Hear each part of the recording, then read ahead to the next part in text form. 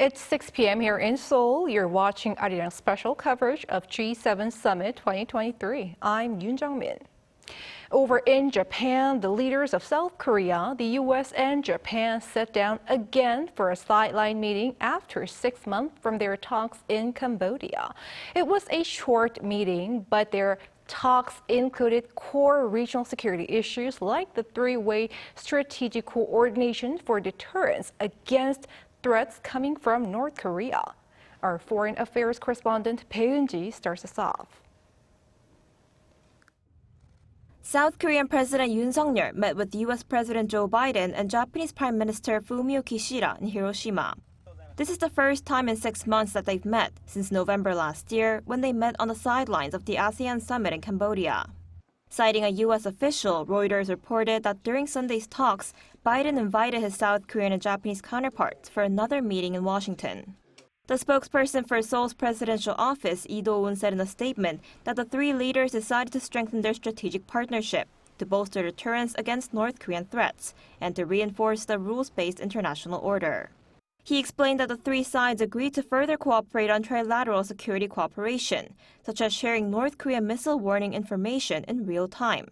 He added that they also discussed strengthening cooperation on their Indo-Pacific strategies and economic security.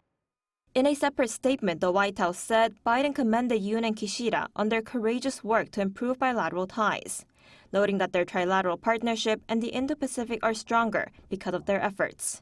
It also said the three leaders discussed ways to take their trilateral cooperation to new heights, including joint collaboration in the face of North Korea's illicit nuclear and missile threats. Sunday's meeting lasted less than 5 minutes as they were on a tight schedule, primarily because of their separate meetings with Ukrainian President Volodymyr Zelensky, who is also in Hiroshima to attend the G7 summit. Last November, the three leaders agreed to share missile warning data to help strengthen missile defense capabilities. Bae-eun, Arirang News. Earlier this morning, President Yoon and his Japanese counterpart Kishida took a meaningful step to reflect on past tragedies while looking forward for stronger relations in the future. They went to the Hiroshima Peace Memorial Park together, honoring the Korean victims of the atomic bomb that fell in 1945. Our presidential office correspondent Woo Soo-young with more from Hiroshima. Bowing their heads in solemn silence in remembrance of a tragic past, President Yoon and Japanese leader Fumio Kishida stood side by side to honor Korean victims of the 1945 atomic bomb that wrecked Hiroshima, marking the first ever joint visit to the monument in Hiroshima Peace Memorial Park by the leaders of the two neighboring countries. Yoon and Kishida were joined by their wives and 10 ethnic Korean survivors of the bomb. First, the joint tribute shows the two leaders are facing the heartbreaking history of Korea-Japan relations and working together to heal them. Also, the event signifies that the two countries and their common ally, the United States, will jointly respond to nuclear threats in Northeast Asia and the international community. In a brief sit-down on the sidelines of the G7 summit, Yoon and Kishida held their third bilateral meeting since mid-March, after the Yoon government presented a plan to resolve a dispute over compensating Korean victims of Imperial Japan's forced labor before and during World War II. Some of the victims were among the tens of thousands who died or suffered from the 1945 atomic bombs that fell on Hiroshima and Nagasaki. Yoon commended Kishida for expressing his heartfelt sorrow towards Korean victims of forced labor, saying that the Japanese PM's words after their second summit held earlier this month resonated with South Koreans. 오늘 우리가 함께 참배한 것은 한국인 원폭 피해자에 대해 추모의 뜻을 전함과 동시에 평화로운 미래를 준비하기 위한 우리 총리님의 용기 있는 행동으로 기억될 것입니다. Welcoming Yoon to his hometown of Hiroshima, the Japanese leader said his visit to the memorial stone was important for both Seoul-Tokyo relations and furthering world peace. With the G7 summit taking place today as well, I hope we can share views on the direction of bilateral relations and ways to strengthen cooperation between our countries on global issues. Since their rapprochement began in March, the two countries have been working to quickly restore trade and military intel sharing and expand other areas of strategic cooperation as they face common challenges, including North Korea's nuclear threat, along with geopolitical and trade disturbances that affect their economic security. Attending the G7 summit upon the invitation of the Japanese PM, President Yoon has been on a diplomatic streak of holding bilaterals with other world leaders in Hiroshima.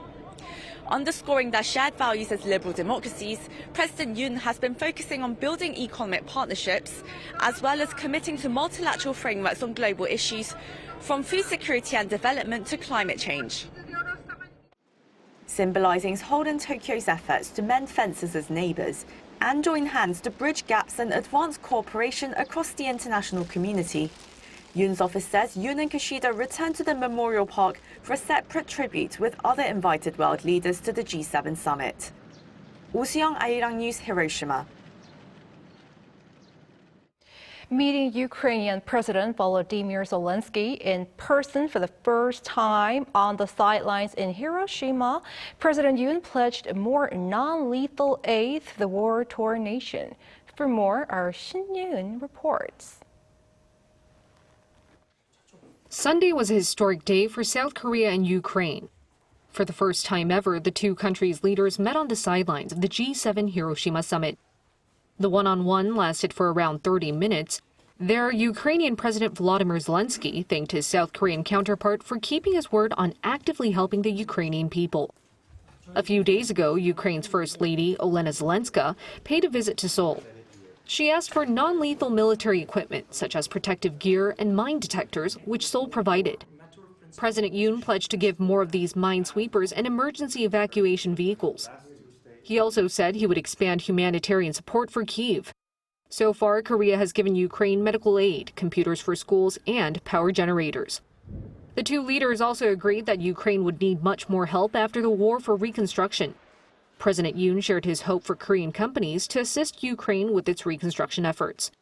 Ukrainian President Volodymyr Zelensky had requested to meet his Korean counterpart. He paid a surprise early visit to Hiroshima on Saturday and has since engaged in major rounds of meetings with G7 leaders and other invited guests like India and Brazil. Shin Yoon, Arirang News. Also on the sidelines of the G7 summit, President Yoon Suk-yeol held bilateral talks with his Indonesian counterpart, Joko Widodo, on Sunday, discussing ways to deepen economic cooperation between the two countries, while expressing gratitude to the Indonesian president for his support for bilateral cooperation, ranging from investment to defense. President Yoon said he is pleased to see the ties move forward since their meeting last July. President Joko Widodo highlighted the significance of the cooperation between Seoul and Jakarta and urged Seoul to actively invest in various fields in Indonesia, including agriculture and electric vehicles. He also mentioned his expectations that South Korean companies will participate in the construction of Indonesia's new capital city, Nusantara. At the G7 expanded session addressing global peace and security, the South Korean leader raised concerns over threats to the rules-based international order. Our Lee Si-hoo with the details. South Korea will closely cooperate with G7 nations to strengthen the rules-based international order. That's according to President Yoon Suk-yeol on Sunday, speaking at the 9th G7 session discussing global peace, stability, and governance.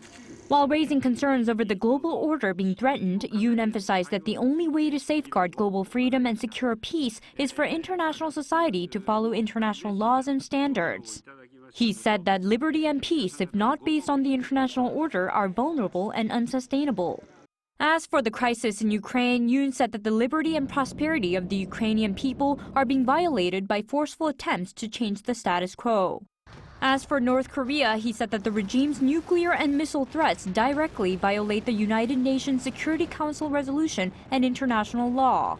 He further added that international society should not turn a blind eye and ignore the violation of human rights in North Korea. The G7 leaders, 8 leaders from non-G7 nations, and the heads of 7 international institutions, including the IMF, UN, and OECD, joined the closed-door discussion. Ukrainian President Volodymyr Zelensky was invited to join the meeting as a guest. 이시후, Arirang News. Wrapping up this year's Group of 7 meeting, Japanese Prime Minister Fumio Kishida underscored the importance of peace and assured that the G7 leaders are united in their commitment to denuclearizing North Korea. Our Kim Hyun-sung has more. Wrapping up the G7 summit, Japanese Prime Minister Fumio Kishida, host of the 3-day-long affair, held a press conference at a historically significant location, the Peace Memorial Park in Hiroshima. The site forever etched in global memory for the destructive consequences of nuclear warfare served as a striking backdrop for Kishida's speech. It's here that Kishida stressed the importance of peace. Through the statement by the leaders of the G7, we believe that we were able to pave the way to advance efforts towards the ideal of a world without nuclear weapons, and confirmed the international momentum for the progress of nuclear disarmament. He underscored that the mere threat of using nuclear weapons, let alone use, is entirely unacceptable. He vowed that the G7 leaders would cooperate in the nuclear disarmament of North Korea. Kishida also mentioned peace in Ukraine and that the G7 nations will work to restore lasting peace in the embattled region.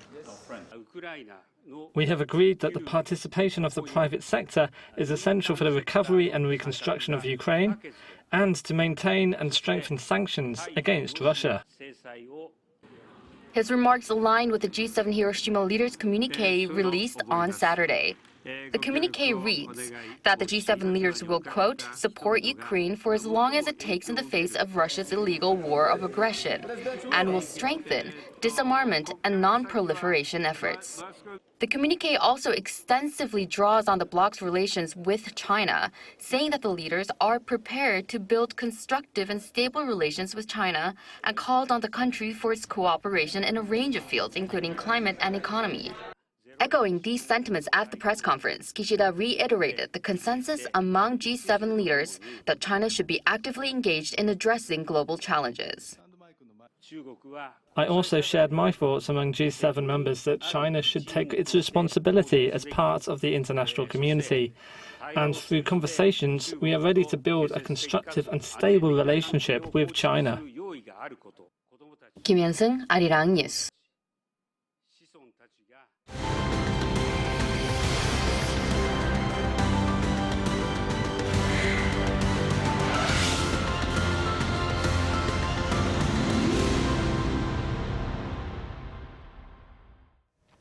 For further analysis, I'm joined by Professor of International Studies, Lee Moon-jung from Koongju National University. Professor Lim, thank you for your time. Thank you.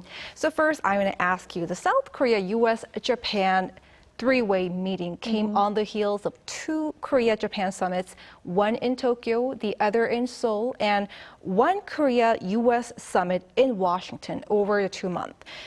Although the meeting was short, is this a culmination of a 3-way cooperation? I think so. This looks like we can, I think, regard this moment as a reconfirmation, even though the meeting itself was very short, which is understandable because, again, President Zelensky from Ukraine, he finally made his trip to the Hiroshima, which was a little unexpected because originally he was planning to show himself, virtually, but finally, again, he came to the Hiroshima. So even though we do have many other issues on the table, but still the attention actually went to the President Zelensky and the war in Ukraine. So having had this kind of, again, the change the situation, the trilateral meeting itself became pretty much shorter than expected, but still, as you just explained, we consecutively have had several summits again over the last few months, and this trilateral meeting again among the President Biden, Yoon, and Prime Minister Kishida was, I would say, it was a reconfirmation of the importance of trilateral cooperation. Right, some collaboration. And last time when they met in Cambodia 6 months ago, they agreed on real-time information sharing on North Korea's missiles. How do you assess what we learned from today in their trilateral meeting in dealing with North Korea's nuclear and missile threats? This is really the most urgent threat and security threat, not only just from South Korea's point of view, from Japan's point of view too. We can complement each other, I think, because again, the planet is round, so we have, of course, our own strength in our intelligence system. When they, for example, launch it, of course, we can be earlier than again the Japan or any other country to catch up with the information, where we do have a very strong human intelligence capability. But at the same time, Japan has its own strength too, because usually the missiles go down to the Japan side, so they can collect their own information as well. So if we can combine all this information together, we can have more perfect, comprehensive picture to analyze again the North Korea's missile system. So in that sense, the complementarity between the two countries is pretty big. So that is why I think the U.S. has kept emphasizing the importance of intelligence information sharing among the three countries. So we already, as you just explained, we already agreed on that in the Cambodia last year, and I think and we also have a very important declaration, which is called the Washington Declaration. U.S. and Korea, we agreed on making the NCG, Nuclear Consultative Group. So it's now on the orbit too. So of course it's going to take time, but I think these three countries will develop again all this cooperative mechanism. Some important, very important security talks there. And earlier this morning, President Yoon and Japanese Prime Minister Kishida and their wives visited a memorial park in Hiroshima and honored Korean victims of the atomic bombs in 1945. And right after that, they had the second bilateral meeting in 2 weeks. So what does this mean for the Seoul-Tokyo relationship? Well, this was a historic moment for myself, in my own view too. It will be, I think, unforgettable moment. If I just, explain a little bit more about these victims, Korean victims who still remain in Japan. Again, these people have been underrepresented. Of course, in the Japanese political environment, all these nuclear bomb victims, they do have their own political voice in the Japanese society. But, the Korean victims have been much more marginalized, even in this context. The other side, too, when we deal with all this, the so-called victims, I cannot say that Korea's responses was enough again to deal with again this serious issue. There were several reasons, but one of the reasons was again Korea historically.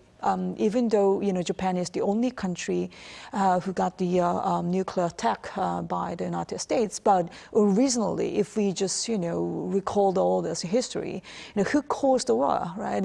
Japan was the one who caused the war. So in the Korean society, we have been much more cautious about mentioning whatever those victim side of the Japanese history.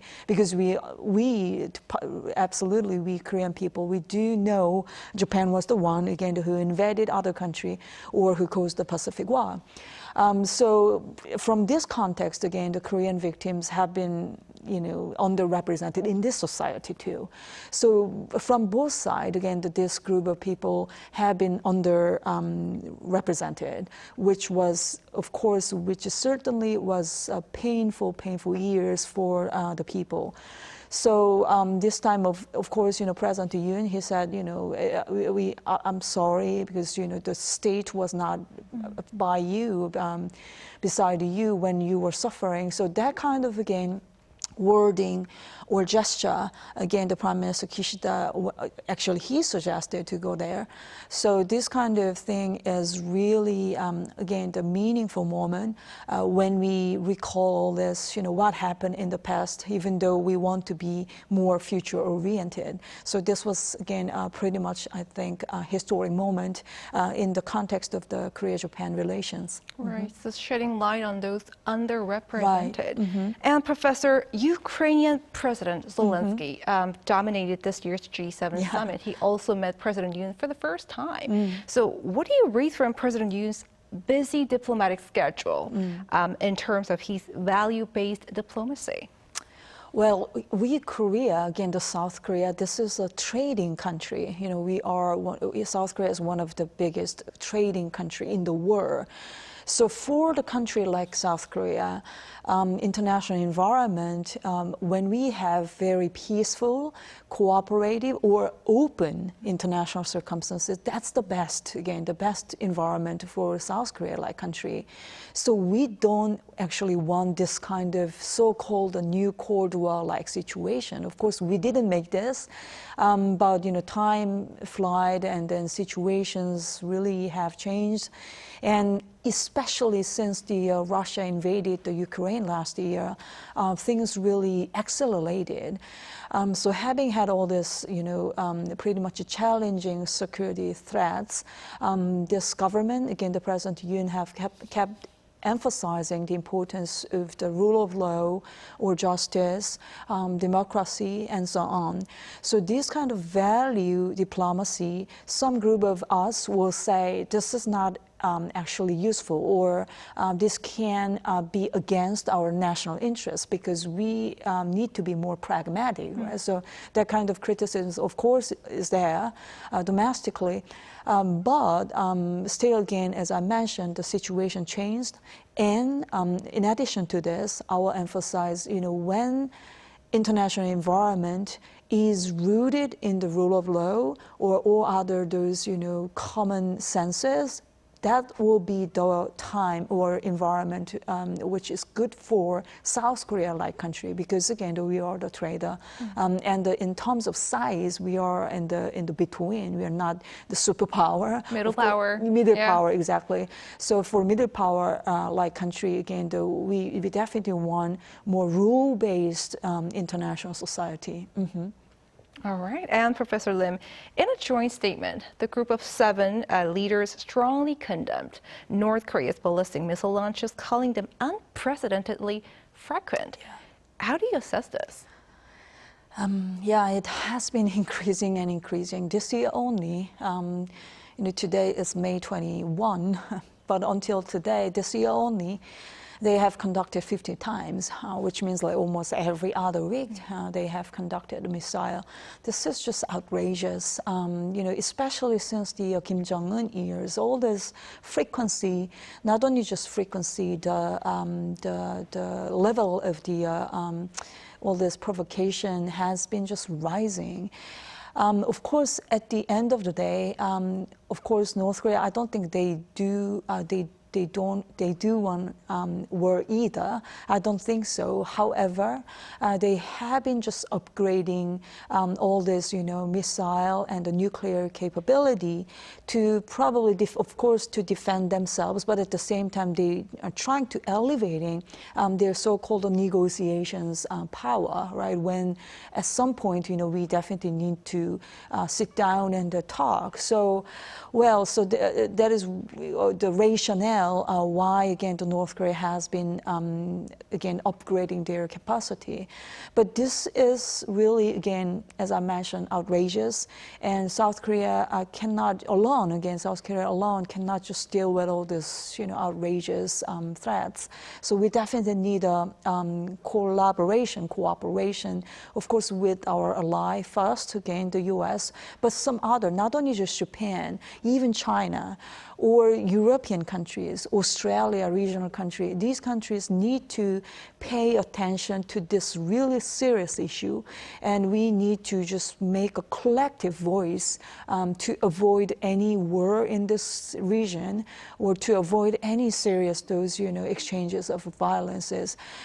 So in that sense, this G7 summit, that joint communique, which was pretty much, I think, encouraging for South Korea people. And Professor, the G7 mentioned the importance of peace and stability in Taiwan. Right. And they criticized any unilateral attempts to change the status quo by force in the East and South China Seas. But at the same time, they say they will stand prepared to build constructive relations with China. What does this mean? Well, of course, cross-strait issue, the Taiwan Strait issue, is really serious issue. Of course, China is always very much sensitive with anything related to Taiwan Strait issue. But what we or the rest of the world wants to see is, again, the stability and peace in this region. And especially geographically speaking, this region is crucial for Korea too, because if you think about all this transportation, especially oil or gas-like energy from Persian Gulf region or Southeast Asia, they have to just go through the South and East China Sea. So stability in this region is crucial for the regional members and other countries too. So in that sense, again, we have to emphasize the importance of the stability. But at the same time, China is still Korea's largest trading partner. And not only just that, again, we have been, not only just South Korea, many other countries, even G7 countries, have been dependent on the Chinese, those manufacturing capacity, and especially critical mineral when we trying to expand the renewable energy. Again, this has been, we all have been dependent on the Chinese, the production. So having had this kind of mixed situations, I think not only just G7, many other countries want to be very cautious when we deal with China, because we, of course, we respect China's One China policy. And plus, we want stability. So anything that will be threatening the status quo or stability, peace of the region, that should be avoided. So in that sense, again, the G7 countries was trying to emphasize that. All right. And before we let you go, Professor, what message do you read from this group in terms of the rules-based international order with the Russian invasion of Ukraine in mind? Yeah, Russia's that invasion, well, some will say, NATO's expansion was triggering or stimulating or even aggravating the Russia. So-called offensive realism like a theory will even criticize the West. Again, that you guys stimulate Russia unnecessarily. Well, whether or not you agree with that kind of view, still the one who caused the war was Russia. This is the fact. And as long as the fact is like that, again, that kind of behavior should not be repeated by any country. So that message is really necessary, important for a country like South Korea too, because we experienced that too, right, in the 1950s.